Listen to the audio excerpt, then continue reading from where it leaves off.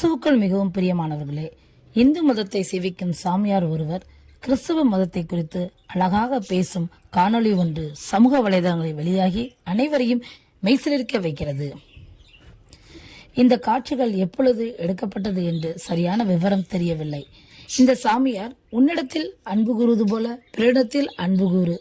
கிறிஸ்தவம் என்றாலே அன்புதான் முதன்மையானது, பிரதானமானது. இயேசு கிறிஸ்துவின் போதனையானது அன்பு, இரக்கம், மன்னிப்பை எடுத்து காட்டுகிறது என்று அவர் கூறுகிறார்.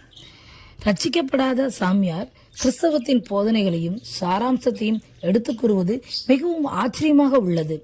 இந்த உலகத்தில் பல பேர் கிறிஸ்தவ மதத்தின் கொள்கைகளையும் கோட்பாடுகளையும் மனதளவில் ஏற்கின்றனர். இதை போன்ற சாமியார் எல்லாம் ரட்சிக்கப்பட வேண்டும், மெய்யான தெய்வத்தை இரட்சகராய் ஏற்றுக்கொள்ள வேண்டும். இவர் மட்டுமல்லாது பல பேர் இதை போல் கிறிஸ்தவத்தை அறிந்து வைத்துள்ளனர். அது இவர்களுக்குள் ஒரு தாக்கத்தை கண்டிப்பாக ஏற்படுத்தும். இவர்கள் வெளியரங்கமாக தேவனை ஏற்றுக்கொள்ள நாம் கருத்தாய் ஜெபிப்போம்.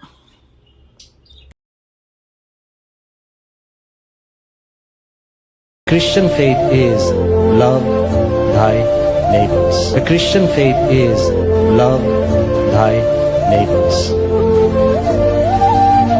And with neighbors like you, it will never be difficult to love. தேவன் அன்பாகவே இருக்கிறார்.